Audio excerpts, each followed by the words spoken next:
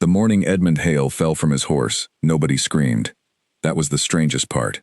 The stable hands froze, the gardener dropped his shears, and the horse, a dark animal named Gaunt, simply walked a few steps away and stood still, as though it understood the gravity of what had just happened. Edmund lay face down in the gravel path that curved behind the east wing of Ashford Manor, and for a long, terrible moment, not a single person moved toward him. It was Clara Whitmore who ran first. She had been crossing the courtyard with a basket of fresh linen when she heard the sound, a sharp crack, followed by a heavy thud that she would later say she felt in her chest before she heard it with her ears.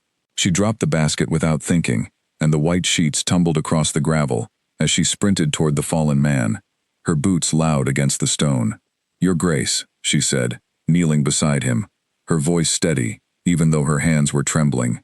"Can you hear me?" Edmund groaned. He turned his head slowly, and the first thing Clara saw was blood, a thin line of it running from just above his right brow down the side of his face. His eyes were open, but they were strange. They were moving in the wrong way, drifting and then catching, like a man trying to focus on a candle flame in a strong wind. "Clara," he said. His voice was low and dry. "I am here," she said. "Do not move. I will send for the doctor." She looked up at the stable hands, who had finally gathered the courage to approach. "Fetch Dr. Aldwell," she said. "Now, do not stop for anything." One of them ran.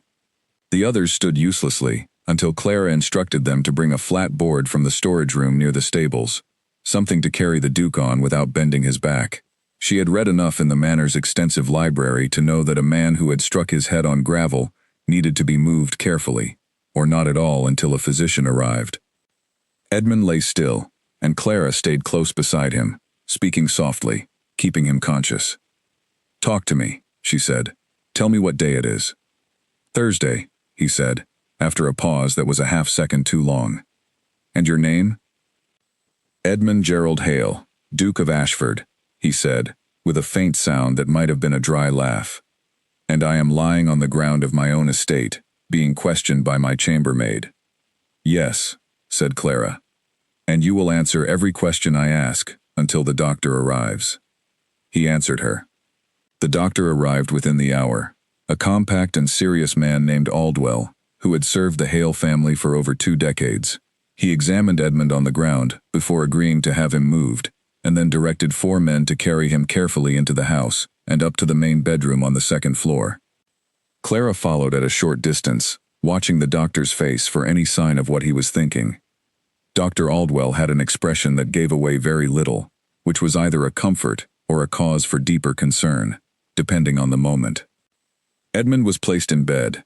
The room was cleared of everyone except the doctor and Clara, whom Aldwell had come to regard over the years as someone who could be trusted to remain calm and follow instructions without asking unnecessary questions. The examination took time. Edmund submitted to it without complaint, answering questions, tracking the doctor's finger with his eyes, responding to light. At one point his jaw tightened in a way that Clara recognized as pain he was choosing not to show. When Aldwell finally straightened and turned to Clara, she read his expression before he spoke. "He has sustained a significant blow to the head," the doctor said quietly. "There is some damage to the visual pathways. His sight is not gone entirely, but it is severely reduced. He can detect light and general shapes, but no clarity." Clara kept her face still. "Will it return?"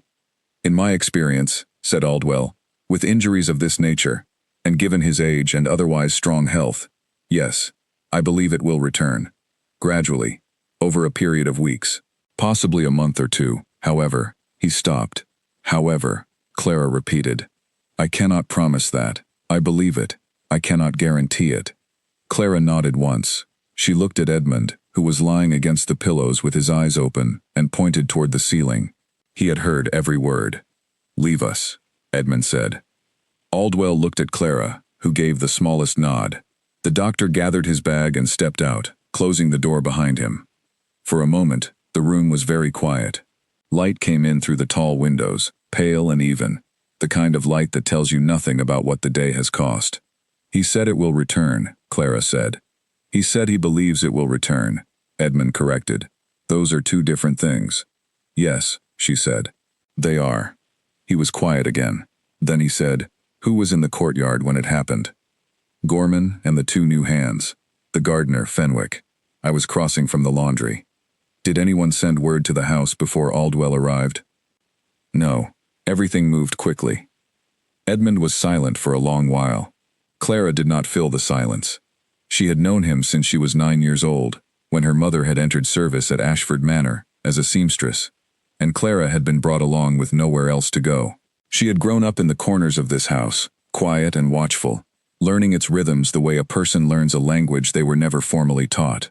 She knew when Edmund needed words, and when he needed nothing but presence.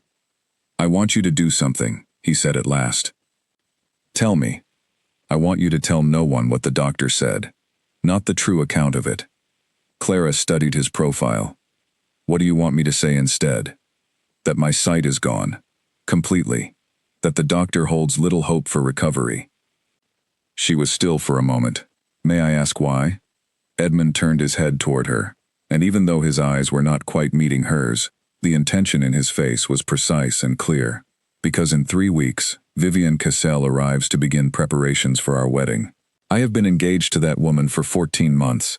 In that time I have visited her family estate twice, written letters that received careful and polished replies, and been given no honest sense of who she actually is. Every conversation has been managed, every answer rehearsed. Her family has debts I know about, and she does not know I know about. They want this match very much. I want to know if she wants me, or only what I represent." Clara said nothing. "If she believes I am blind, permanently, she will stop performing," he said. "People always stop performing when they believe the audience cannot see them. And you want to see what she does when she thinks no one is watching?" "Yes." Clara looked at her hands for a moment. Then she looked back at him. "This is a complicated thing you are asking me to carry." "I know. If it comes out incorrectly, it will damage more than just the engagement. I know that too. And you are trusting me with it." "I have always trusted you with everything," he said, simply, without drama. "I am not asking you to lie for me without reason. I am asking you to help me see clearly, at a time when I literally cannot." The irony of the phrasing landed in the room between them, and for a brief moment, Clara almost smiled. Almost. "All right," she said. "All right? I will do it, but I will need you to trust my judgment on the day-to-day details. I cannot come to you for approval on every small decision. Too many interruptions will make the pretense unravel." Edmund considered this. "Agreed. You have full authority to manage the information as you see fit, as long as the core of it holds. The core being that you are blind. The core being that I appear to have no idea what is happening around me." Clara rose from the chair beside his bed. She smoothed the front of her dress and picked up the small notebook she kept in her apron pocket, the one she used for household inventory lists and weekly schedules. She looked at it for a moment, then looked at him. "You should sleep now," she said. "Your head needs rest. I will speak to Dr. Aldwell before he leaves, and ensure our account of this is consistent. Clara." She paused at the door. "Thank you," he said. She did not answer that. She simply opened the door and stepped into the corridor, pulling it quietly shut behind her. Dr. Aldwell was waiting at the bottom of the stairs, his coat already on, his bag in hand. He looked up when he heard her footsteps on the stone.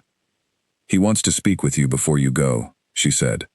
"He has a specific request regarding how this situation is described to the outside world."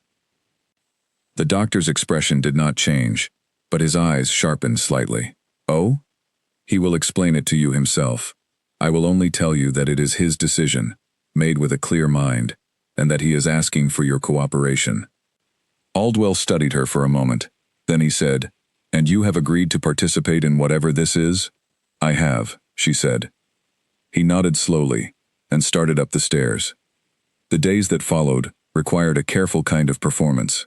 Clara briefed the senior household staff herself, standing in the kitchen with the housekeeper, Mrs. Lorne, and the head footman, a quiet man named Patrick, whose discretion she trusted above most others in the house.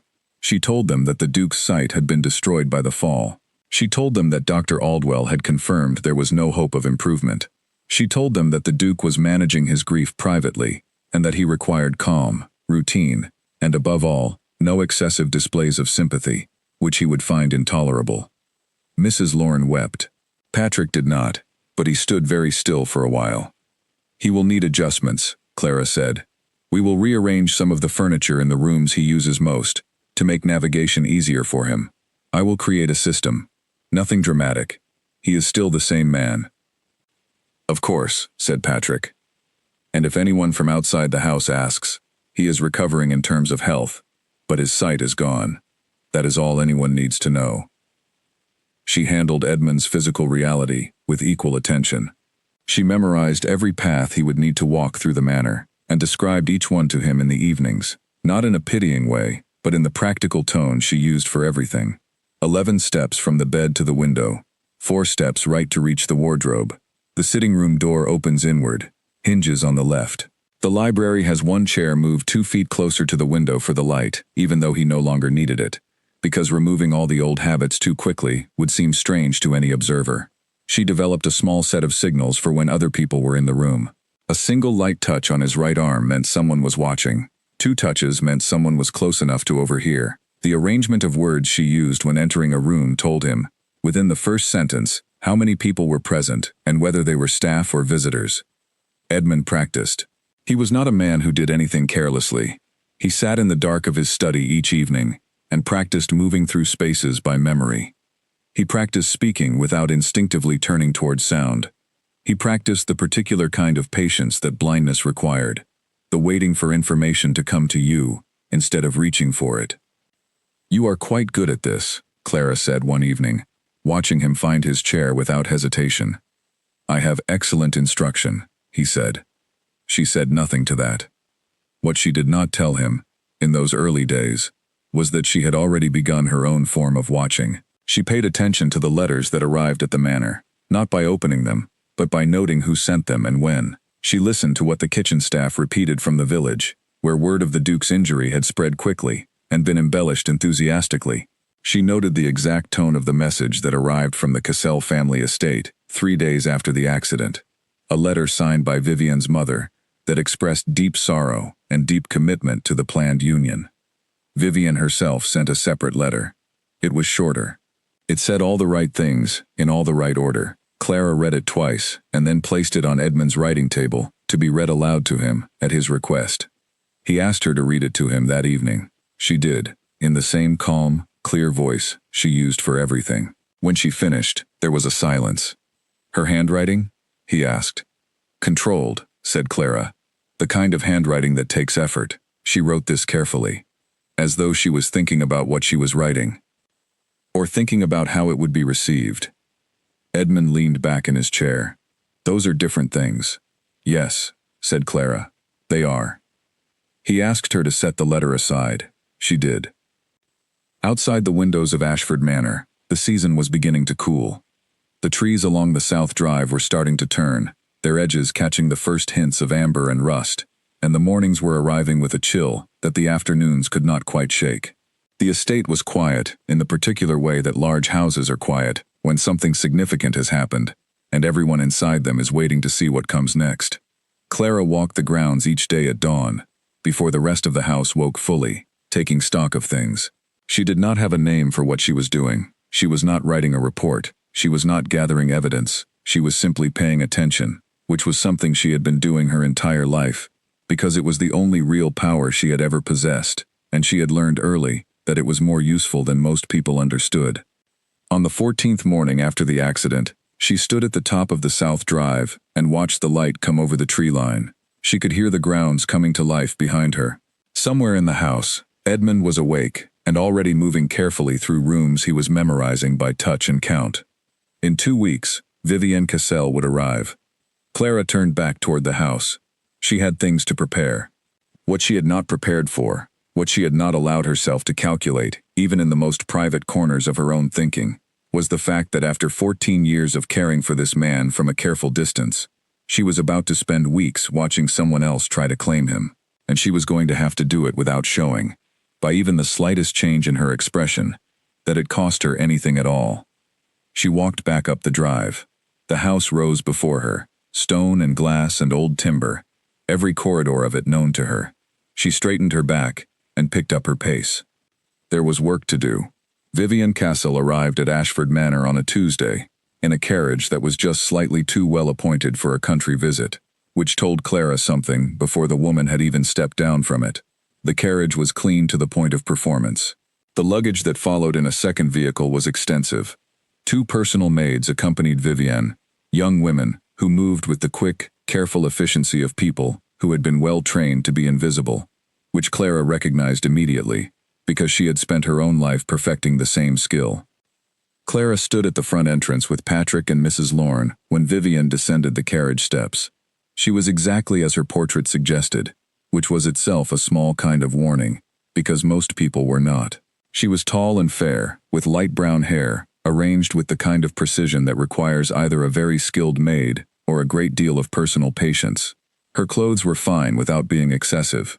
Her posture was natural rather than performed, which was rarer than people realized, and indicated real practice.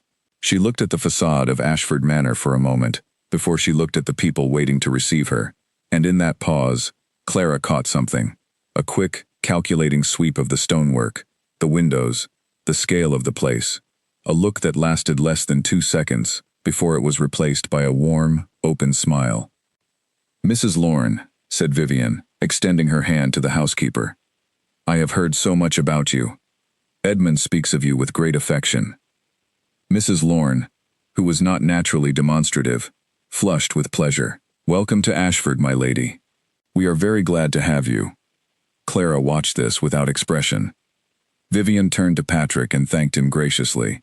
Then her gaze moved to Clara, who stood slightly to one side, as was appropriate, in the position of someone present but not primary. "And you must be Clara," said Vivian.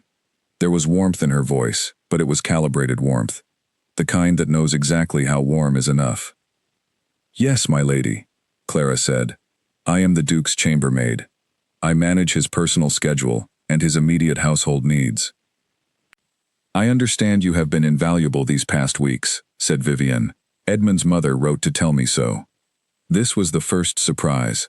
Clara had not known that the Duchess' mother had written to the Castle family. She noted it and continued. "I only do what is required," she said. "Please come inside. The Duke is in the east sitting room and is expecting you." The walk through the main entrance and into the interior of the manor gave Clara time to observe Vivian's reactions. She watched the eyes. Not the face, which was managed, but the eyes, which moved fast and privately, even when the face was composed and pleasant. Vivian looked at the paintings, briefly, but not carelessly. She looked at the ceiling height. She glanced, once, at a silver side table near the entrance hall, with the speed of someone pricing things almost without meaning to. Then she stopped herself, and the eyes went back to being warm and present. She was quick, Clara thought. Whatever else she was quick. Edmund was seated when they arrived, in one of the broad chairs near the fireplace. He was dressed well, which had required Clara's assistance that morning, a process she had handled with the same practical calm she applied to every task. He held a cup of tea that he was not drinking, which was part of the arrangement. He had positioned his gaze toward the window, which let in enough light to appear natural. The effect was convincing. He looked like a man who had learned to sit comfortably in the direction of light he could no longer properly see. "Vivienne," he said, as she entered. His voice was composed and genuine.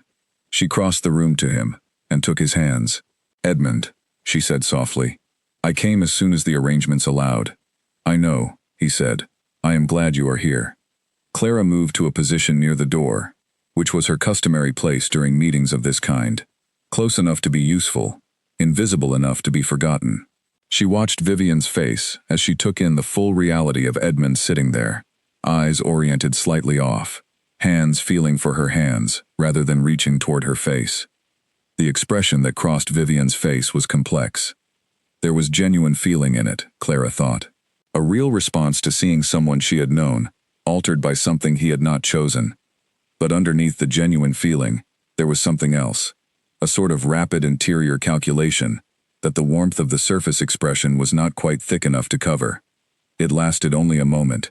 Then Vivian sat down in the chair across from him, and the warmth closed back over everything, and she began to speak to him in a low, attentive voice about the journey, and the weather, and how good it was to be at Ashford. Clara stood by the door and listened to every word. The first 3 days of Vivian's stay passed smoothly enough.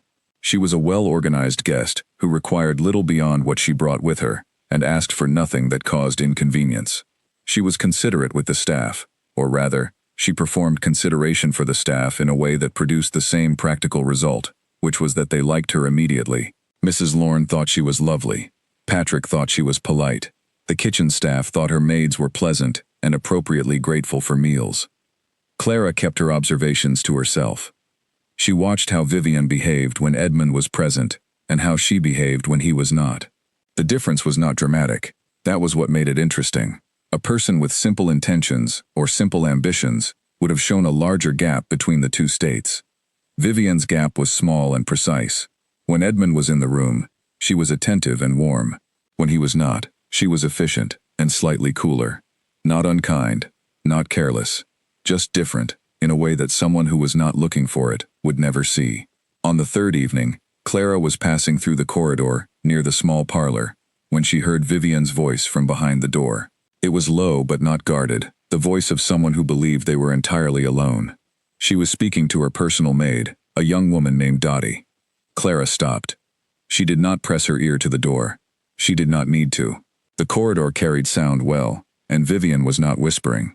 "He manages it better than I expected," Vivian was saying. "The blindness, I mean. He seems almost resigned to it." Dottie said something Clara could not make out. "The estate runs well," Vivian continued. "The staff are competent. Honestly, if anything, this simplifies things considerably. A man who cannot see what is happening in his own house is a man who relies on others to tell him the truth, and other people can be managed." A pause. "It is not unkind to say so, Dottie. It is just practical." Clara stood in the corridor for another moment. Then she walked on. She did not go immediately to Edmund. She went first to the kitchen, where she poured herself a cup of water and stood at the window and looked out at the dark garden. She needed a moment to settle herself, not because she was distressed, but because she was thinking very clearly about what she had just heard, and she wanted to think it through completely before she decided what to do with it. Vivian had said that a man who could not see what was happening in his own house relied on others to tell him the truth, and that other people could be managed. She had not said what she intended to do with that. She had not made a specific plan out loud, but the intention was in the words like a current beneath still water. Clara set down her cup. She went to the small writing desk in her room and took out her private notebook, the one she used for her own records, separate from the household inventory journal. She wrote the date. She wrote, in plain and careful sentences, exactly what she had heard and where and when. Then she closed the notebook, put it in her drawer, and went to check that Edmund's room was properly arranged for the evening. She did not tell him what she had heard, not yet. She needed more. A single conversation heard through a door could be misunderstood, taken out of context, interpreted uncharitably. Clara was not someone who acted on partial information. She would wait and collect more, and when she had enough to form a complete and honest picture, she would decide what to do with it. That night she lay awake for longer than usual, listening to the old house settle in the dark. She thought about Edmund sitting in his chair, with his gaze toward the window, performing a blindness that was becoming less necessary every day as his sight, quietly and stubbornly, continued to return. She thought about the way Vivian had watched him across the room, the warmth on the surface and the current beneath it. She thought about what it meant to protect someone, and whether protection sometimes required silence and sometimes required the opposite. She did not come to any conclusions that night. She only lay awake and listened to the house and thought. By the end of the first week, she had 3 more entries in her notebook. The second one concerned a conversation Vivian had with a man who arrived on Thursday, calling himself a family acquaintance, making a courtesy visit while traveling through the area. His name was Aldrich Fenn, and Clara had never seen him before, but she noted the way Vivian's posture changed the moment she heard his name announced. A quick tightening followed by a deliberate relaxation, the body's honest response to surprise being corrected by the mind's trained composure. She noted the length of the visit. She noted that Edmund was resting during it. She noted that the meeting took place in the east drawing room, the one farthest from Edmund's rooms, and that Vivian requested the door be closed for privacy because, she told the footman who brought tea, they had family matters to discuss. The footman relayed this to Clara out of habit. Because Clara was the person in the house that information naturally flowed toward. She had cultivated that over many years without ever trying to. She simply listened when people spoke to her, and people responded to being listened to by speaking more. She thanked the footman and noted the visit in her book. The third entry was a small one. She found, when tidying the east drawing room, after Vivian's guest had gone, a folded slip of paper near the leg of a chair, fallen and forgotten. It was not sealed. She looked at it. It contained only 4 words in a hand she did not recognize. 3 weeks, as discussed. She folded it again, exactly as it had been, and placed it in her notebook. She still did not go to Edmund. She woke each morning before the house and walked the grounds in the early light, and thought about what she was building, piece by piece, without knowing yet what the finished shape would look like. She was patient. She had always been patient. It was, she had decided long ago, one of the most important things a person who held little formal power could develop. Patience let you collect information that impatience would destroy. Patience let you choose your moment instead of simply reacting to someone else's. What she had not calculated, even now, was how it felt to watch Edmund adapt to the pretense he had constructed. He was doing it with such intelligence and such composure that it was sometimes difficult to remember it was a pretense at all. He navigated the rooms with steady confidence. He asked Vivian questions about herself in the evenings, careful questions that created space for honest answers, and Vivian filled those spaces with polished ones, and Edmund listened, and you could see him processing the distance between what she said and what was not said, though he gave nothing away. He was watching her, she was watching him, Clara was watching both of them. And somewhere in the middle of this, without any announcement or ceremony, something had quietly shifted inside Clara. She had named it to herself only once, late at night, and then put the name away, because there was nothing to be done with it, and she was not someone who wasted energy on things that could not be changed. But she had named it. And now it lived in the house with her, like a fourth presence at every meal, every corridor, every carefully staged evening, where Edmund performed blindness, and Vivian performed devotion, and Clara poured the tea, and pretended not to see everything. She was very good at pretending not to see things. She had been doing it for years. The morning of the 10th day, she added a final note to the third entry in her book. 3 weeks. She did not know yet what was planned for 3 weeks from now, but she was going to find out. And when she did, she would decide, finally, whether the thing she was carrying was best handled in silence, or whether it was time, at last, to speak. There were things about Clara Whitmore that the people of Ashford Manor knew, and there were things about her that they did not. The things they knew were manageable and safe. She had come to the house as a child with her mother. She had stayed on after her mother passed, because the house had become the only home she knew. She was diligent, and quiet, and capable, and completely without ambition, or so it appeared. She did not seek promotion. She did not ask for more pay than she was owed. She kept herself to herself, and she kept the house's business inside the house, which made her the most trusted person in the building simply by default.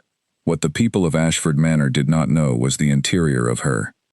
They did not know that she had read nearly every book in the Manor's library, not because anyone had given her permission, but because Edmund had given her access when they were children, during a summer, when she was 11, and had been ill for 3 weeks with a fever that left her confined to bed. He had come to her room with a stack of books from the third shelf, which he considered the most interesting shelf, and told her that when she was better, she could return them and choose more, and that he would take her to the library himself to do it. She had recovered, and he had kept the promise, and she had been reading ever since.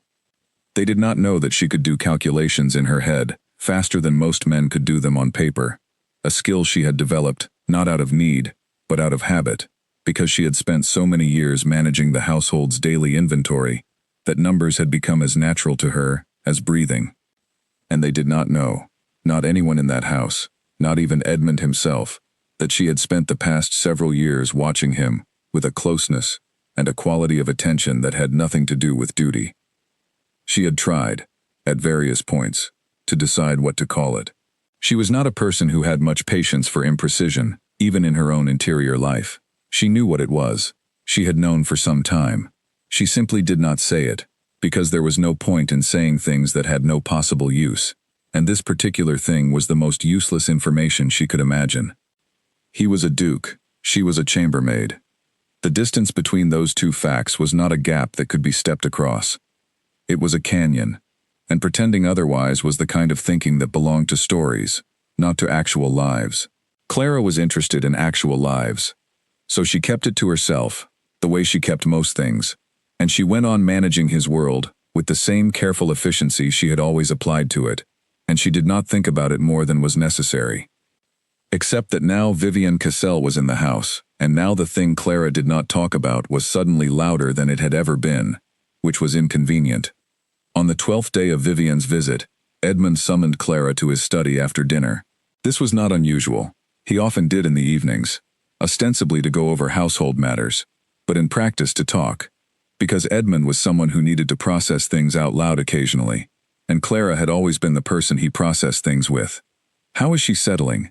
he asked. Clara sat in the chair across from his writing desk, the one she always used, which was far enough away to be appropriate and close enough to speak quietly. "Comfortably," she said. "She has organized herself efficiently, and she is not demanding of the staff. And outside of the practical, she is good with people," Clara said. "She reads them well, and responds to what they want to see from her. The staff like her." Edmund turned his pen in his hands, which was a thing he did when he was thinking. "Do you like her?" Clara was quiet for a moment. "I think she is intelligent," she said. "That is not an answer. It is the most honest answer I have." He looked toward her, not quite at her, in the way he had learned to approximate during the weeks of his pretense. "What does that mean?" "It means that I am watching her," Clara said, "and I have not yet seen enough to form a full opinion." This was true. It was also, she was aware, incomplete. She had already formed portions of an opinion, but she was not ready to share them, because opinion without sufficient evidence was dangerous, and she had learned that particular lesson young. Edmund seemed to sense the incompleteness of what she had said. He did not push, which was something she appreciated about him. He had a sense for when a person was giving him all they could give in a moment, and he had never forced more than that. "She asked me today about the estate finances," he said instead. Clara kept her expression even. "What specifically?" "She said she wanted to understand how the estate was managed, since she would be mistress of it." She said it in a very natural way, as though it were simply a practical concern. He paused. "It might be a practical concern." "It might," Clara said carefully. "But?" "I did not say but." "You were about to." She looked at him. He was still turning the pen in his hands. "I want to make sure I understand what information I am looking at, before I offer an interpretation," she said. "Will you give me a few more days?" "Of course," he said. And then, after a moment, "Clara." "Yes. You would tell me, if you found something significant." She met his gaze, even though he could not quite meet hers. "I would tell you," she said, "when I was certain." He nodded and let it go. She rose to leave, and as she reached the door he said, quietly, "How is your head, with all of this?" She stopped. This was not a question he often asked. It was the kind of question that assumed she had an interior, which he had always seemed to understand she did, even when others in the house did not. "I am managing," she said. "That is not quite an answer either." She almost smiled. "Good night, Your Grace." She pulled the door shut behind her and stood for a moment in the corridor, her hand still on the door handle, her eyes on the floor. She was managing. That was true. Whether managing was the same as being well was a different question, and one she did not intend to explore at this particular moment. She walked back to her room. The next morning she rose before dawn, as always, and walked the grounds, and when she came back in through the side entrance, she crossed through the east corridor and stopped, briefly, outside the small parlor where Vivian's maids took their morning tea. She could hear them talking, the two of them, in the low and unguarded voices of people who were not yet fully awake and had not yet remembered to be careful. She listened. Dottie, the personal maid, was talking about a letter. "She sent it Wednesday," Dottie said. "To the solicitor in town, not the house one, her own." "What did it say?" asked the second maid, a girl called Nell. "I don't know what it said. I only know it went out with the Thursday post. She wrote it herself. She didn't ask me to copy it." A pause. "She writes a lot of letters herself lately," said Nell. "She does," said Dottie. Then someone set down a cup, and the conversation moved on to something ordinary.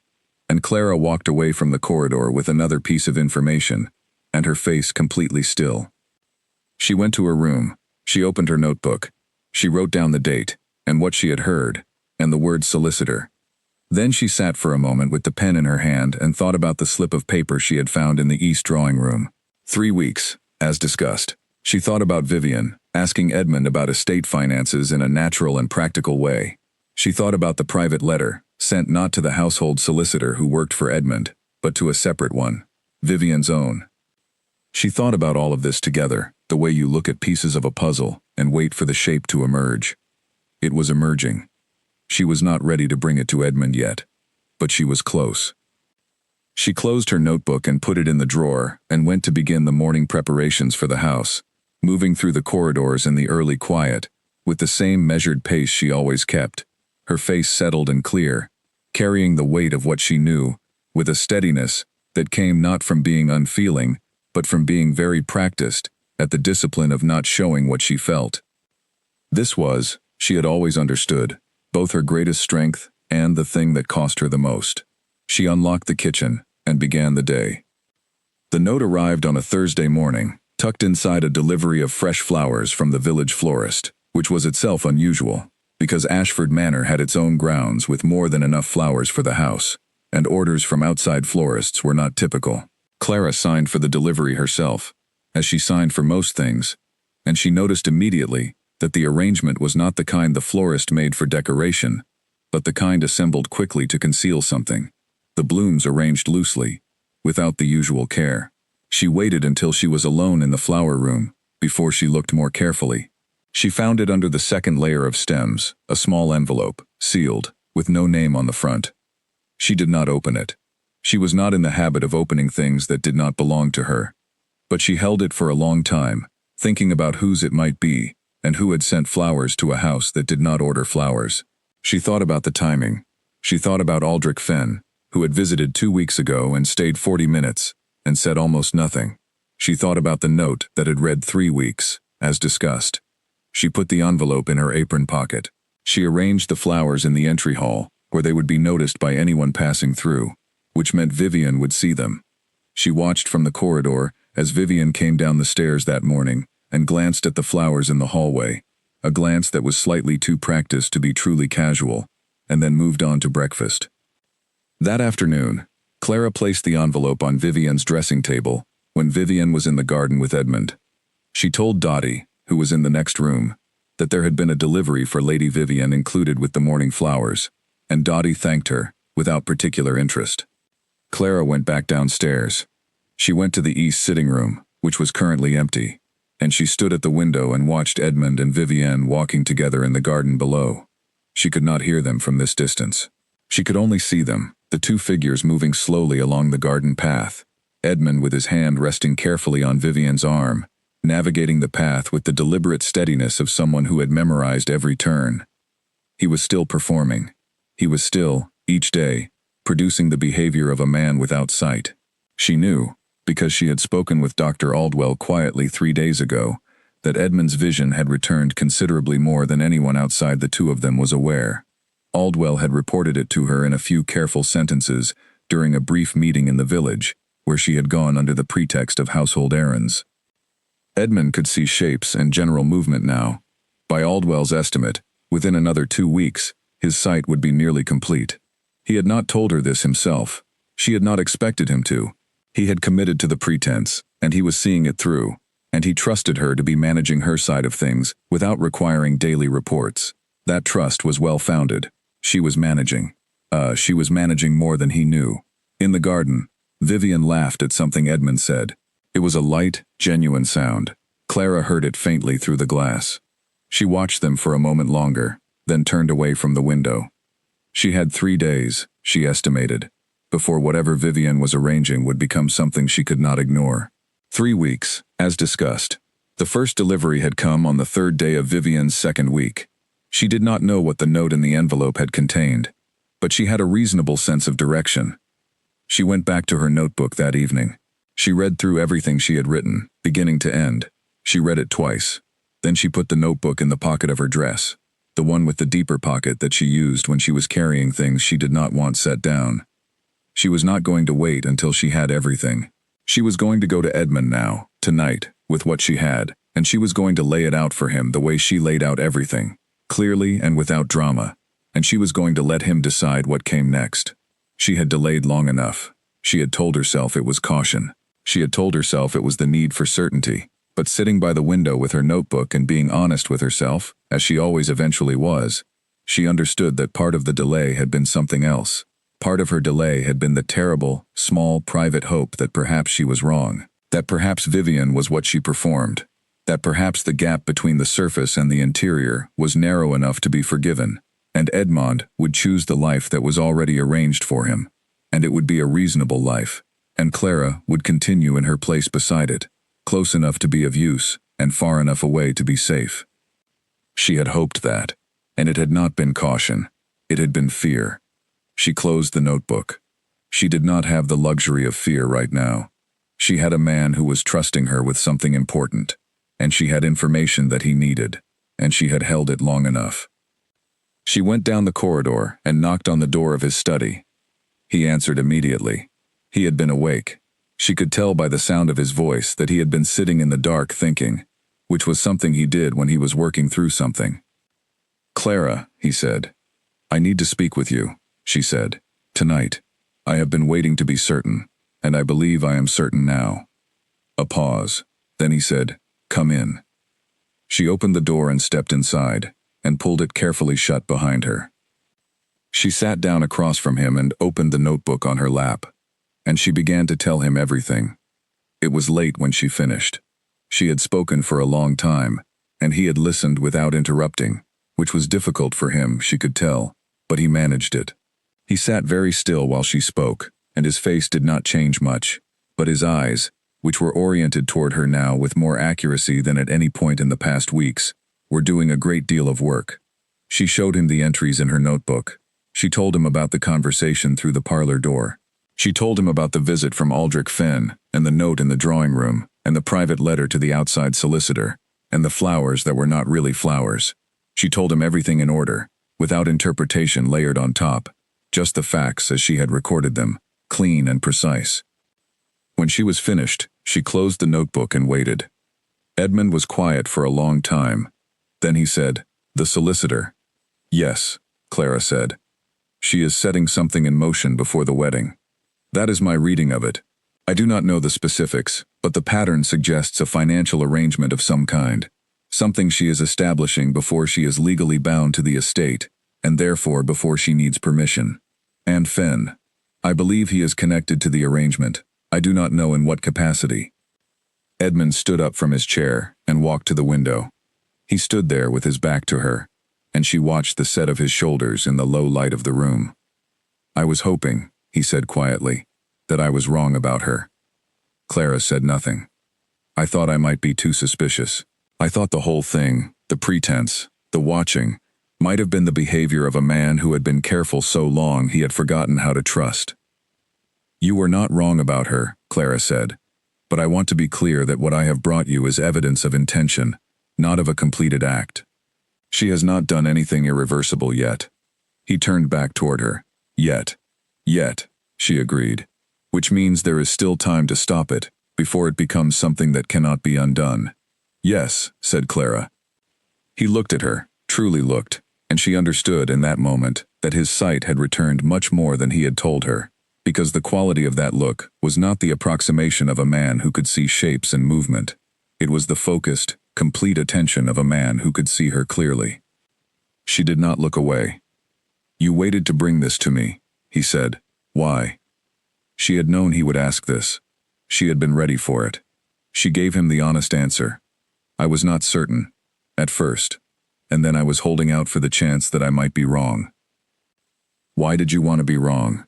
The question landed quietly, and for a moment the room was very still. Clara held his gaze, and chose her words with the same care she applied to everything. "Because," she said, "if I was wrong, it would have been simpler for everyone." He looked at her for a long time, and then he said, very quietly, "Including you?" She stood up. She smoothed the front of her dress, She tucked the notebook back into her pocket. "What would you like me to do tomorrow?" she said. He watched her.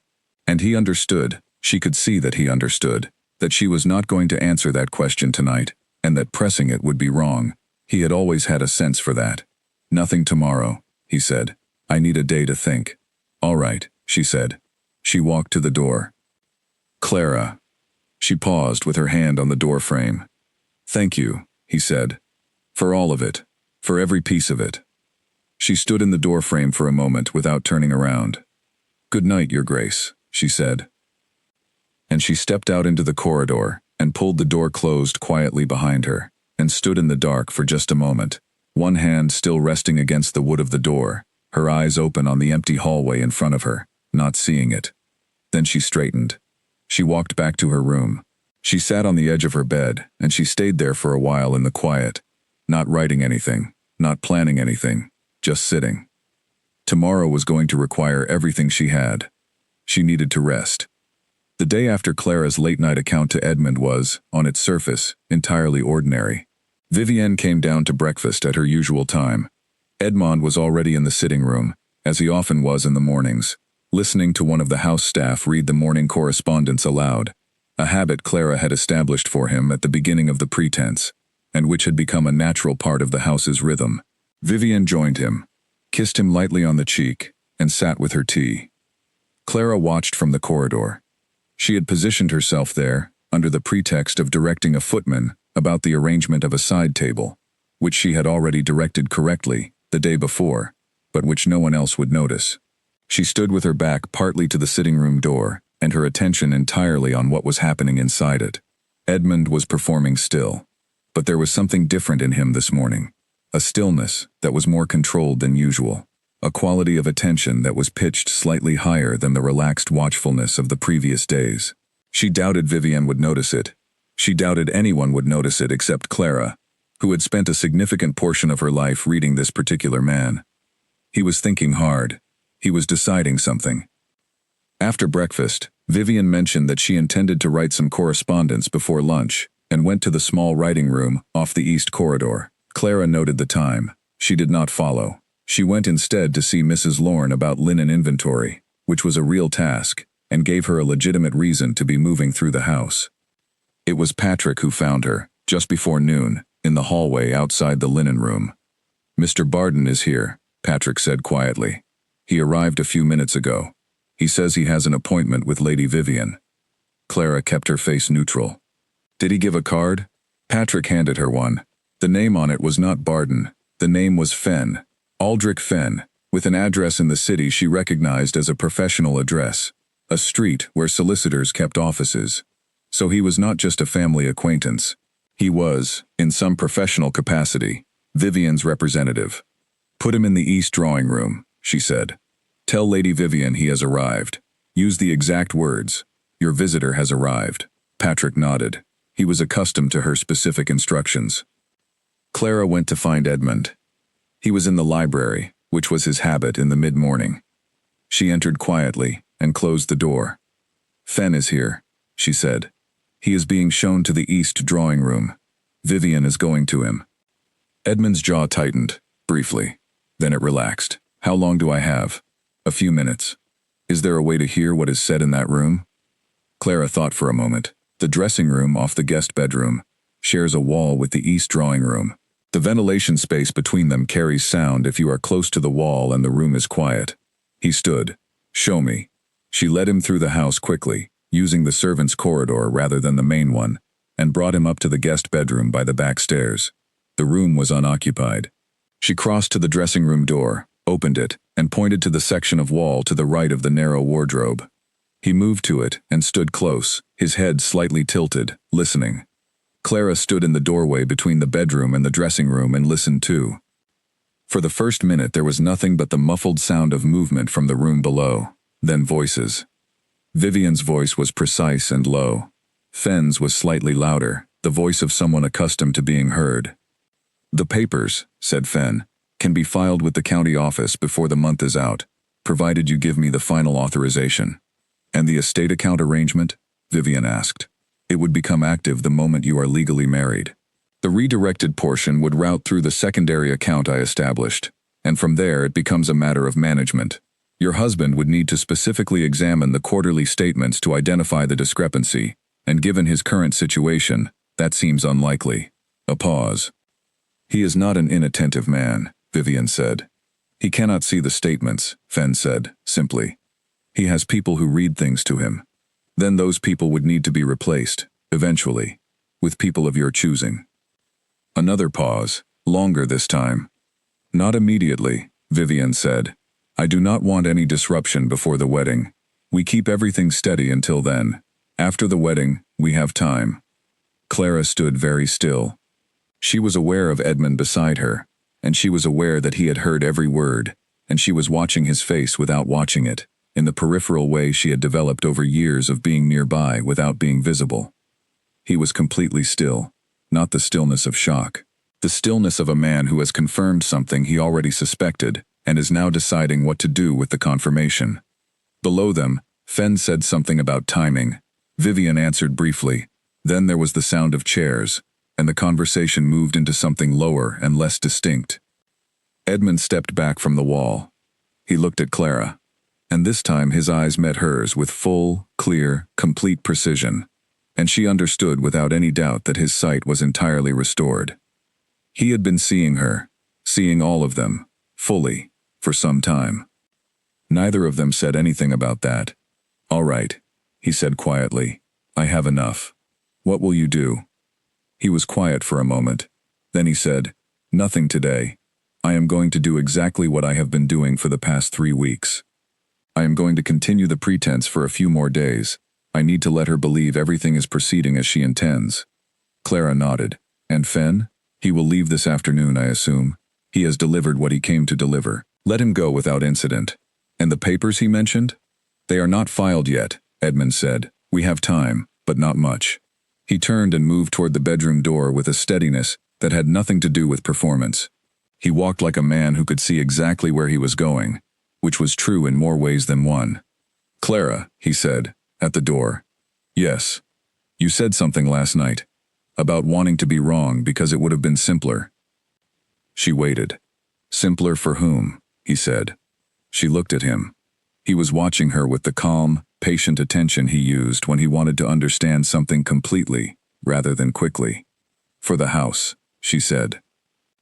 For the house, he repeated, not as though he believed her, simply as though he was noting the answer. She said nothing else. He opened the door and went out. She stood in the empty bedroom for a moment, then walked to the window and looked down at the garden.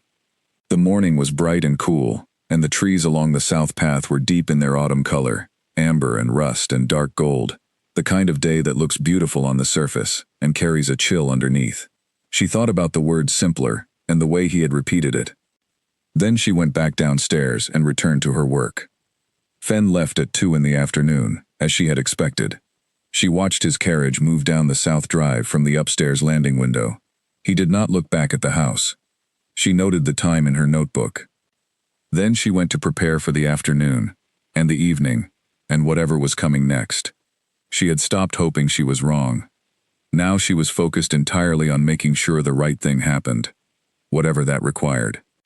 The days following Aldrich Fenn's visit moved with an artificial calm that felt, to Clara, like the surface of a lake just before a storm.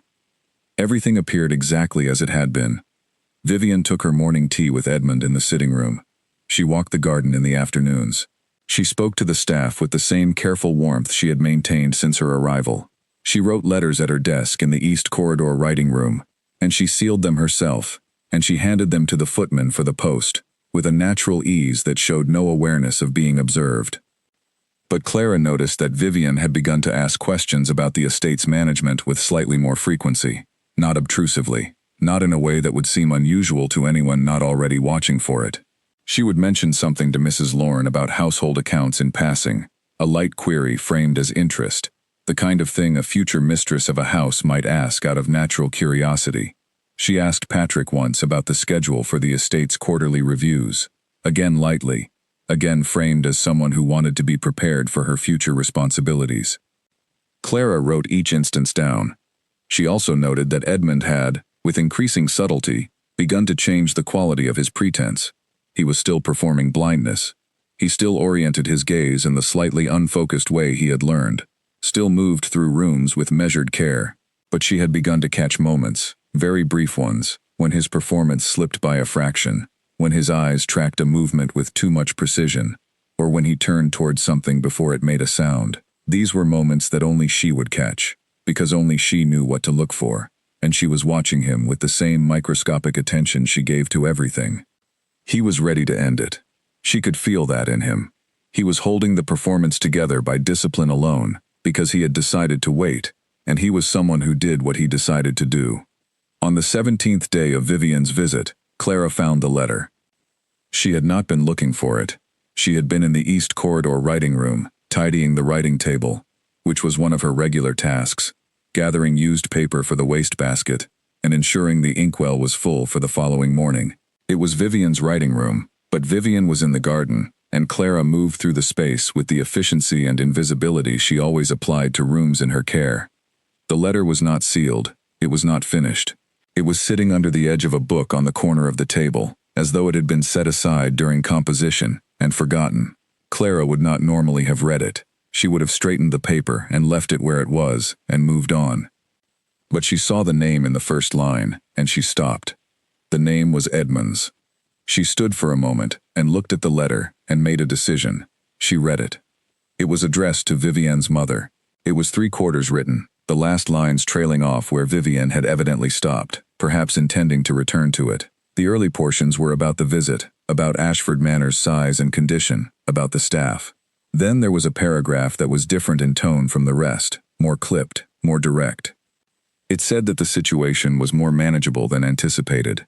It said that Edmund's condition had left him more dependent on others than he likely understood, and that this dependence created natural opportunities that would not have been available otherwise.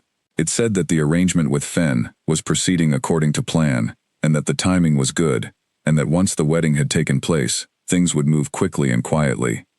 It said one more thing, at the very end of what was written. It said, "The maid who attends him is sharp. I will need to address her early." Clara read this last sentence twice. Then she put the letter back exactly where she had found it, under the edge of the book, in the same position, and she left the room. She walked down the corridor to the small room she used as her personal office, a narrow space off the main corridor that held her desk, and a shelf, and the filing system she had built over years of managing the house's records. She closed the door. She sat down. She thought about the sentence for a while. "The maid who attends him is sharp. I will need to address her early." She was not frightened by it. She was not even surprised by it, not really. She had understood for some time that Vivian was aware of her, more aware than most people were of the people who served them. What she felt instead was a clarifying sensation, a sharpening of everything she had been holding in suspension. This was no longer a situation she could observe from a distance. She was now part of it. She had been named. She had 3 days, she calculated, before the things Fen had set in motion would reach a point where stopping them would require significantly more effort than stopping them now. She had built her entire record carefully and completely. She had the notebook with every entry dated and precise. She had the slip of paper from the drawing room. She had her own written account of what she and Edmund had overheard through the wall of the guest room. It was time. She went to Edmund that evening. He was in the study. She came in without knocking, which she had never done before, and he looked up and registered this immediately. "Sit down," he said. She sat. She opened the notebook. She told him about the letter. She recited the key portions from memory, because she had committed them carefully, while standing in that corridor, including the final sentence about herself. She said it without pausing. She said it the way she said everything, clearly and without embellishment. Edmund was very quiet for a long time after she finished. Then he said, "She wrote that about you." "Yes. Address her early." "Yes." He stood up. He walked to the fireplace, and he stood with one hand on the mantelpiece, and his back to her, and Clara could see the tension in his shoulders, a controlled tightness that he was managing with effort. "This ends tomorrow," he said. "All right," said Clara. "I am going to ask Vivian to meet me in the study tomorrow evening. I am going to tell her that my sight has returned, that it has been returning for some time, and I am going to show her what I know. And Fen? I will contact the house solicitor in the morning and have everything Fen has set in motion reviewed. If anything has been improperly filed or arranged, it will be undone before it becomes binding. Do you need me in the room tomorrow evening? He turned around. He looked at her directly. His sight was entirely clear, entirely present, and the look he gave her was one she had not seen from him before, something that had been built slowly over the past weeks and was now visible in full. No, he said. That conversation is between Vivian and me. You have done more than enough. She nodded. She started to rise. Clara, he said. She stopped. I want to say something to you, and I want you to let me say it without interrupting me or redirecting it. She sat back down.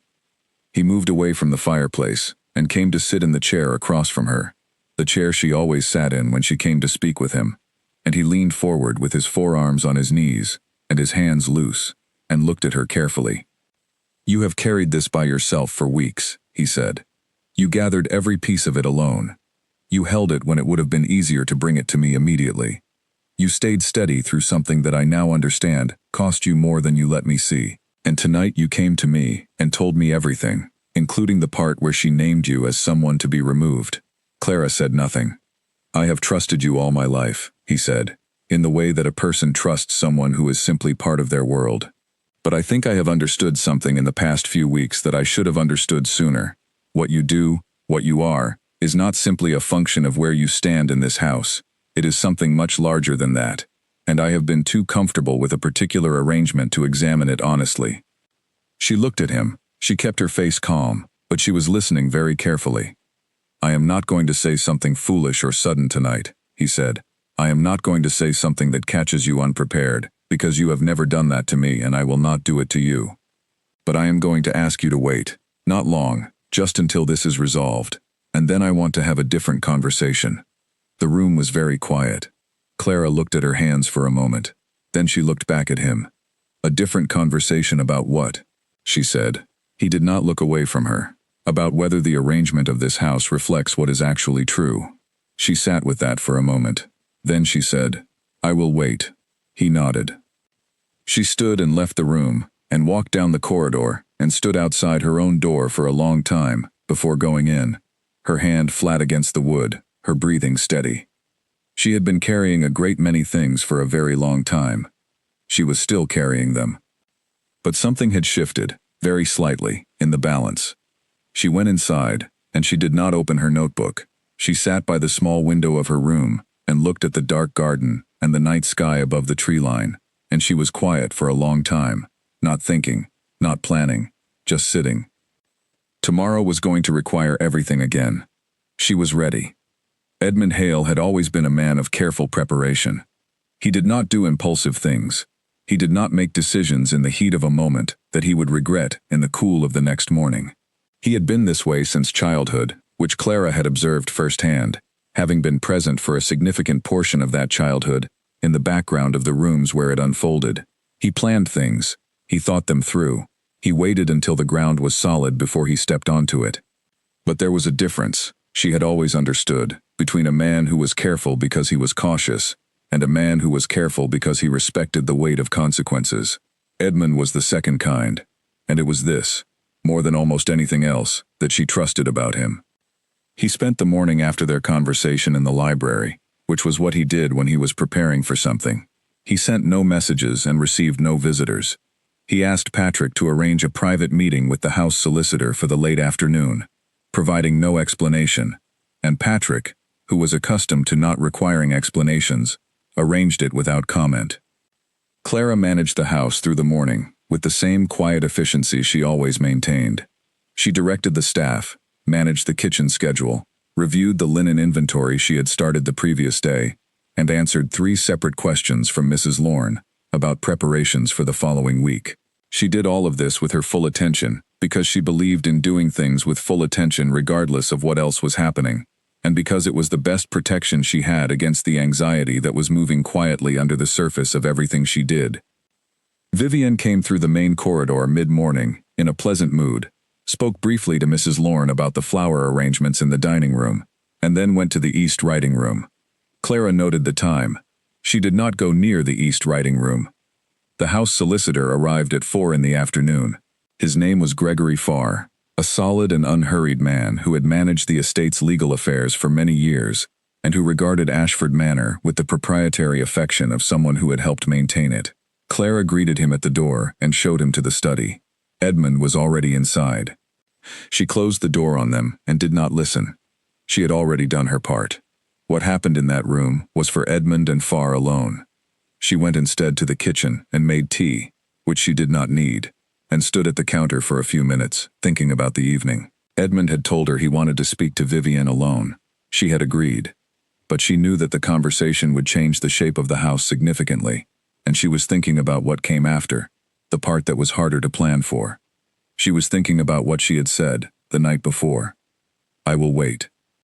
She had said it steadily, without drama, the way she said most things, but she had meant it, and meaning it required her to sit with the uncomfortable truth that she had been waiting for a very long time already, in ways she had never named, and in directions she had never allowed herself to examine fully. Now that she had said she would wait for something specific, she had to acknowledge what it was she was waiting for, and that acknowledgement was both steadying and terrifying in equal measure. Farr left at 6. Clara watched him go down the drive and noted the expression on his face as he left, which was the expression of a man who had been given information that required careful handling and was already thinking about how to handle it. She went to the study and knocked. "Come in," Edmund said. She entered. He was standing at the window.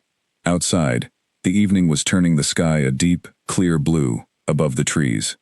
"Farr will begin reviewing Feigns' filings tomorrow," he said without turning. "He believes he can identify and reverse any arrangements before they become finalized. The timing is tight, but manageable." "Good," she said. "I have asked Vivian to come to me at 8 this evening." Clara checked the clock on the mantelpiece. 2 hours. All right. He turned from the window. "I want you to know something before tonight." She waited.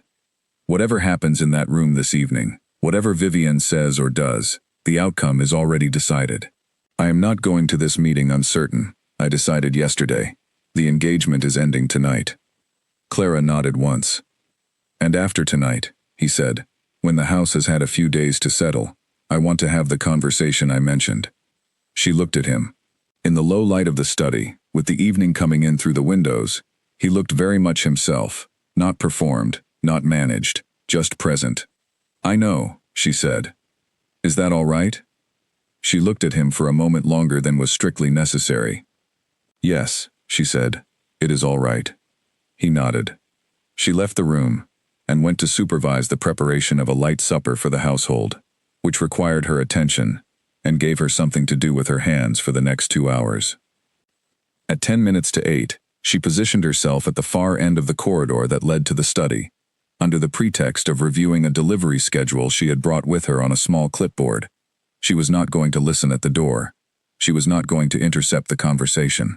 She was simply going to be nearby, in case she was needed, and in case something went wrong. Nothing went wrong, but she was there. Vivian passed her in the corridor at 2 minutes to 8, moving toward the study with her usual composed grace. She glanced at Clara as she passed, and something moved through her expression, brief and private, an awareness, perhaps a calculation. Then she continued past. Clara stood at the end of the corridor and looked at her delivery schedule and listened to the house. For a long time there was nothing from the study but the occasional movement of footsteps and the low murmur of voices she could not make out. Then there was a longer silence. Then a brief exchange that was slightly louder than what had come before it, though still too low to distinguish words. And then the study door opened. Vivian walked out. She was not disheveled. She was not visibly distressed. She was the same composed, well-maintained woman who had arrived at Ashford Manor 17 days ago. But something in her posture had changed, a fractional tightening, a quality of containment that comes from a person who is holding something in very firmly by choice. She walked past Clara without looking at her. Clara watched her go down the corridor toward the stairs. Then she turned toward the study. The door was still open. She walked down and looked in. Edmund was standing by the fireplace with his hands loose at his sides, looking at the door. He looked, she thought, tired. Not broken, not distressed, but the specific tiredness of someone who has done a difficult thing well and is now on the other side of it. "Is it done?" she said from the doorway. "It is done," he said. She stepped inside. She set the clipboard on the side table and stood in the middle of the room. "Are you well?" He thought about this for a moment. "I am relieved," he said, "which is close enough to well for tonight." She nodded. "I will let Mrs. Lorne know that Lady Vivian will be departing tomorrow. She will need to arrange for the packing." "Yes. And I will send word to Farr in the morning to proceed." "Yes." She picked up her clipboard. "Clara," he said. She looked at him. "She asked me, at one point, whether I had known for a long time what she was doing. What did you tell her?" "I told her that I had had help seeing clearly." Clara said nothing. She asked whether the help came from my chambermaid. "And?" I said yes. She stood in the middle of the room and looked at him, and felt the weight of everything she had been carrying very clearly for one long moment. And then she set it down, not all of it, not the part she would carry for a while yet, but the heaviest piece, the one she had been holding without putting a name to, and the room felt slightly different after she did. "Good night," she said. "Good night, Clara." She walked out of the study, and down the corridor, and up to her room, and she sat on the edge of her bed again, in the dark, as she had the night before, and she looked at her hands in her lap, and she stayed there for a while. She did not think about tomorrow. She was, for once, going to let tomorrow take care of itself. She was going to sit here, in the quiet, and rest. Vivian Cassell left Ashford Manor the following morning at 9:30. She departed in the same carriage she had arrived in, with the same well-organized luggage and the same 2 personal maids, and she left without incident. There was no drama. There were no raised voices. There was no scene in the hallway, or the entrance, or the drive. Vivian was, above all things, a woman who understood the value of composure, and she maintained it to the very last, walking out of the house with the same careful grace she had walked in with, climbing into her carriage, without looking back at the facade of Ashford Manor, and departing down the South Drive at a measured pace. The staff watched from various positions, pretending not to watch. Mrs. Lorne stood in the entrance hall with a neutral expression that was not quite neutral. Patrick stood near the stables and said nothing to anyone. The kitchen staff murmured briefly, and then went back to work. Clara was in the east writing room when the carriage left. She was tidying the writing table with the same careful thoroughness she had applied the first time, because the work needed to be done, and because it was easier to do it immediately than to leave it for later when it would feel heavier. She stripped the used blotting paper and replaced it. She straightened the inkwell and the pen tray. She removed a small bottle of scent that Vivian's maid had left on the corner of the table and set it in the corridor outside for Dottie to collect. She did not look for the unfinished letter. She had already decided that she would not look for it because it no longer mattered, and because she had a principle about not searching for things after the need for them had passed. The room was clean and ordinary, and completely itself within 15 minutes. Clara stood in it for a moment, after finishing, looking at the writing table, and the window, and the chair, where she had seen Vivian sit more than once in the past 2.5 weeks. Then she picked up her basket and left. The house entered a quiet period after that, the particular quiet that follows something difficult, when everyone is glad the difficult thing is over, and no one quite knows how to resume ordinary life immediately. Clara managed this, as she managed everything, by continuing to work without pause. She directed the staff in their duties with the same calm she always maintained. She reviewed the weekly accounts. She met briefly with Gregory Farr, who had arrived again on the second morning after Vivian's departure, with updates about the filings Fenn had set in motion. The news was, on balance, good. Fenn's arrangements had not yet been finalized. Farr had identified 3 documents that had been prepared for filing, and one that had already been submitted to a county office, and he had taken swift action on all of them. The submitted document would be withdrawn by close of business. The others would simply not move forward. There were no irreversible consequences, and no legal entanglement that would outlast the next 2 weeks. Farr delivered this information to Edmund in the library. Clara was not present, but Edmund relayed it to her that same evening in the study, in the same direct and complete way he always communicated information he considered important. "Then it is finished," she said. "Nearly," he said. "There is a small matter with the engagement documents. My solicitor will handle the formal dissolution without fanfare. I do not intend to assign blame publicly. That is wise. It is not generosity," he said. "It is self-interest. I have no desire for a public dispute, and I have no need to explain myself to people who are not involved." Clara nodded. This was consistent with him. The days that followed had a different texture than anything that had come before. The manor settled into itself, the way it always did when disruption passed, with the deep, quiet comfort of old walls and known routines. The staff relaxed by degrees. The kitchen regained its usual warmth. Mrs. Lorne began to plan the deep cleaning that large houses require at the end of autumn, which was her annual ritual, and which gave her great satisfaction. Edmund resumed his usual habits, modified now by the absence of the pretense. He moved through the house as himself, seeing everything, acknowledging that he saw it, and the staff who had spent weeks treating him with the careful deference owed to someone who could not see, were now adjusting to treating him as a man who could, which produced some small awkward moments that resolved themselves within a few days. He spent a good deal of time in the library. He rode in the early mornings, on a different horse, a calm gray animal who was not given to sudden movements. He answered his correspondence himself, and he began to seek out Clara at times that were not strictly required. She noticed this. She was someone who noticed things, particularly things that changed in a pattern she had been observing for a long time.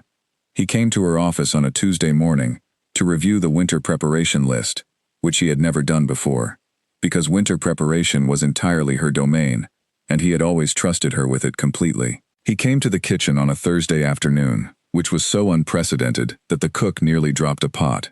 He stopped in the flower room one morning, where she was arranging a delivery, and asked her what she was planning for the winter arrangements, which was a question he had never asked in the 14 years she had been managing those arrangements.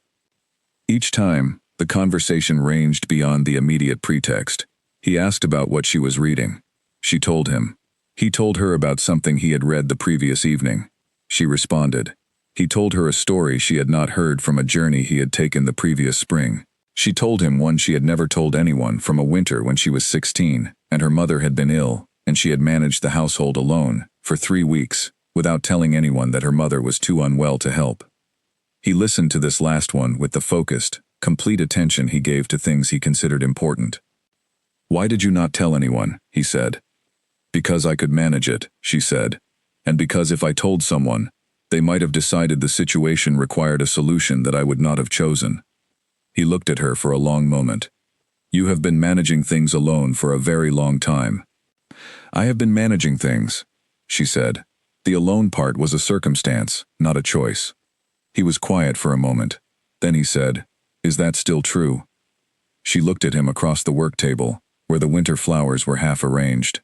The light in the room was the thin, clear light of late autumn, and it fell across him without flattery, which was, she had always thought, when a person was most honestly themselves. "That depends," she said, "on a conversation that has not yet happened." He nodded. He did not push. He was someone who did not push when the timing was not right, and he understood that the timing was not quite right yet. But they both knew it was getting there. On the morning of the 5th day after Vivienne's departure, Clara rose before dawn, as always, and walked the grounds. The season had pulled further toward winter. The trees along the south drive had finished turning, and were beginning to let go of their leaves, and the ground was soft and covered with color, amber and rust and dark brown, and the air was cold and clean in the way that autumn air is sometimes, sharp enough to make you feel very clearly that you are alive. She walked the full perimeter of the grounds, which she rarely did. It took 40 minutes. She moved at a steady pace and thought about nothing specific. Just let the morning come in, through her eyes and her breath, and felt the solidity of the ground under her feet, and the familiar shape of the estate rising behind her as she walked. By the time she came back up the south drive, the house was showing its first lights. The kitchen was alive. Patrick was crossing from the stables.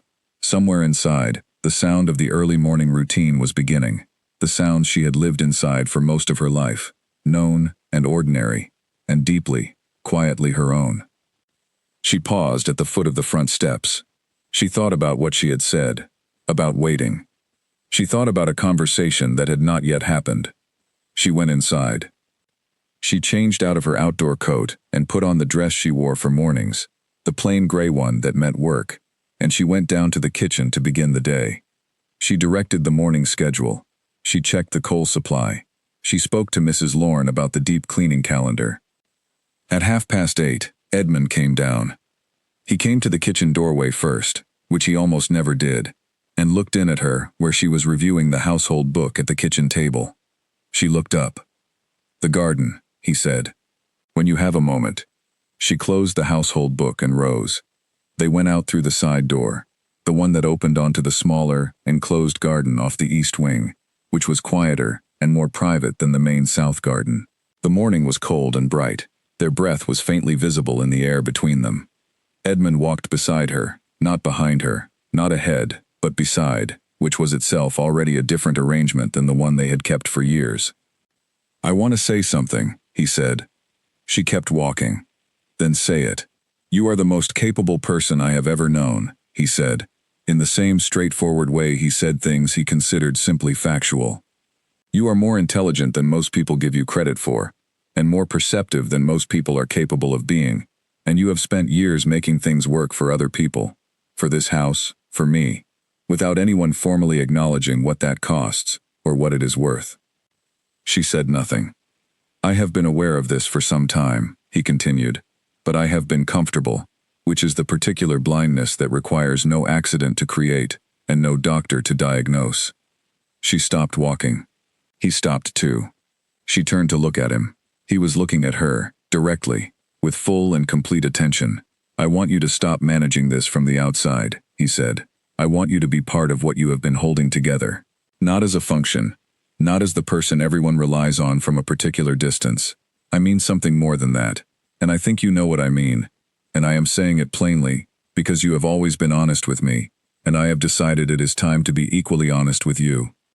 Clara stood in the cold garden, with the light falling clear and even over everything, and looked at this man she had known since she was 9 years old, this man she had protected, and watched, and served, and quietly carried in a space she had never named out loud. And she thought about all the years of managing from the outside, and she thought about the distance she had kept, and she thought about the notebook in her apron pocket, and the entries she had made, and the night she had sat on the edge of her bed and put the heaviest piece down. "It is not a simple thing," she said, "what you are describing." "No," he agreed. "It is not simple. It will require decisions that are not easy, and conversations that are longer than this one, and arrangements that neither of us can fully predict yet. I am not offering you something uncomplicated. I know, but I am offering it honestly."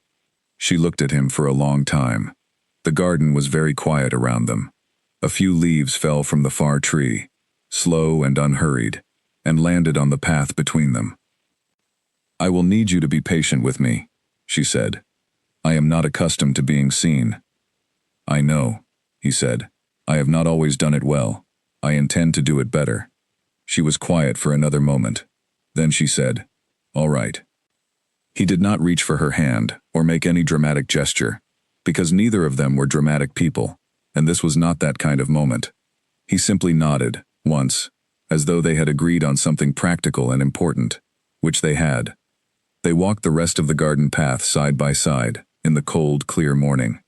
And when they came back inside through the side door, Mrs. Lorne was in the corridor with a question about the week's menus, and Clara answered it with the same calm thoroughness she always did, and Edmund went to the library, and the house continued on around them in all its ordinary, lived-in motion.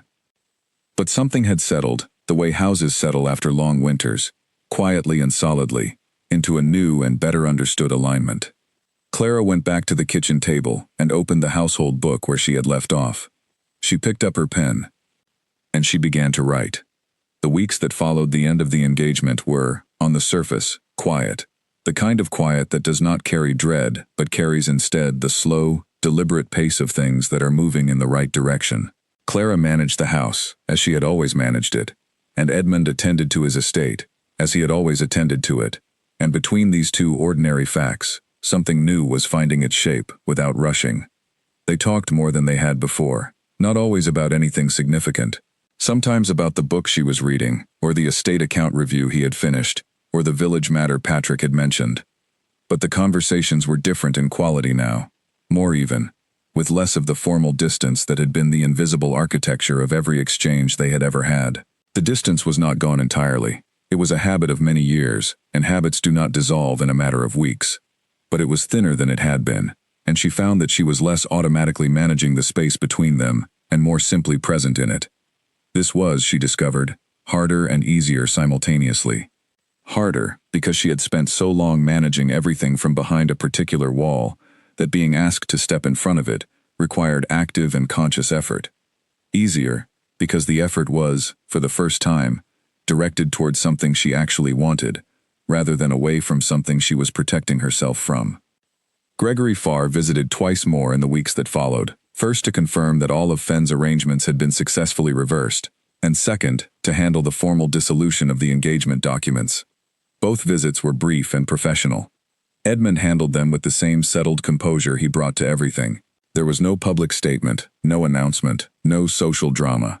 The engagement between Duke Edmund Hale and Lady Vivian Cassel was quietly recorded as having ended by mutual agreement, and that was all anyone who was not already in possession of other information would ever know. Vivian's family wrote a formal letter acknowledging the dissolution. It was short and correct, and gave nothing away. Clara read it when it arrived, as she read everything that came to the house, and she placed it on Edmund's desk and said nothing about it, because nothing needed to be said. Edmund's sight was, by the 4th week after Vivian's departure, entirely as it had always been.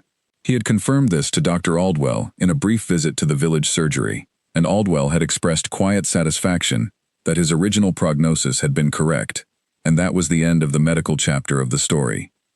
The pretense, now that there was no longer any need for it, was simply put down, as simply as one puts down a coat one no longer needs. The staff adjusted. Mrs. Lorne told the kitchen staff that the Duke's sight had returned, which she explained as a gradual improvement the doctor had cautiously hoped for, but not promised, and this was close enough to the truth that no one questioned it. Patrick absorbed the information with his characteristic calm and went back to his duties.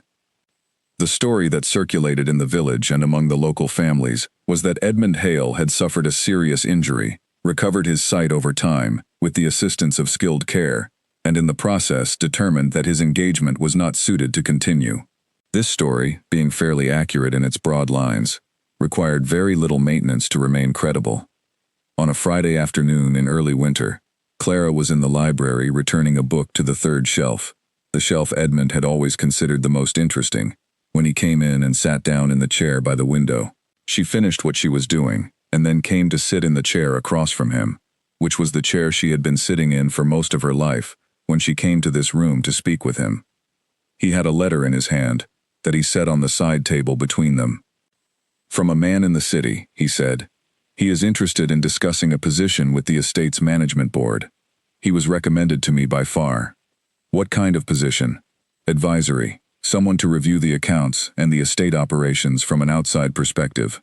Farr thinks it would be useful to have someone with a broader view who is not connected to the household staff." Clara considered this. "That is reasonable," she said. "The estate is large enough to benefit from an outside review." "Farr suggested you might serve that function equally well," Edmund said. "He told me that in all the years he has managed the estate's legal affairs, he has never met anyone with a more complete understanding of its operations." Clara looked at him. "Farr said that?" "He said you understand the house's finances more precisely than most trained estate managers he has encountered." He said this in a professional context, not as a compliment. He seemed mildly irritated about it, actually. She almost smiled. "Farr is not easily impressed." "No," said Edmund, "he is not." He looked at her across the low table between the 2 chairs. "I told him I would think about the best arrangement. And have you thought about it?" "I have," he said. "I think there are 2 things happening simultaneously, and I want to be careful not to collapse them into one." She waited. "One is a practical question about the estate's management, and what structure would serve it best going forward," he said. "The other is a personal question about what I want for myself, and what I am asking you to consider. And those are different questions," she said. "They are, though they are not unrelated." She looked at him. The afternoon light was in the window behind him, low and pale and very clear. "What is the personal question?" she said. He looked at her with the same direct, careful attention he had given everything he considered worth doing well. "I am asking whether you would be willing to remain," he said. "Not in the position you have held, in something more than that. I am asking whether the arrangement we have been moving toward in these past weeks is something you want, as much as I want it." Clara sat in her chair and looked at him, and she felt the full weight of 14 years, and the full lightness of what had shifted, and she thought about the garden, and the cold morning, and the sentence that had been the beginning of something that was still finding its shape. "You know my answer," she said. "I do," he said, "but I want to hear you say it." She looked at him for a long moment. The fire was low in the grate behind her. Outside the windows, the early winter dark was beginning, and the grounds of Ashford Manor were settling into the particular quiet of the season, stone and tree and path all going still together. "Yes," she said, "I want to stay." He was quiet for a moment. Then he said, "Then we will figure out the rest." She nodded. It was not a dramatic conclusion. It did not have the shape of things that end in ceremony or announcement. It was, like most true things, simpler than it looked from the outside, which was perhaps why it felt so solid. They were two people who had known each other most of their lives, and they were sitting in the room where she had returned books to the third shelf since she was 11 years old, and they had decided to stop pretending that the distance between their chairs was greater than it actually was. The fire shifted. The room settled. Outside the windows, the first real cold of winter came down quietly over the grounds of Ashford Manor, and the old house, knowing nothing and remembering everything, held steady as it always had. Clara was still. Edmund was still. Between them, something that had been a long time arriving was finally, completely here. And in the morning, there would be work to do. There was always work to do. But they would do it together, and the shape of the house would adjust around that fact, as houses do, when the people inside them change, slowly and without drama, until the new arrangement feels as natural as the old one. She rose and went to add a log to the fire. He watched her, and the room was warm, and the house was quiet, and the story, that had been turning in the dark for years, finally came to rest in the light.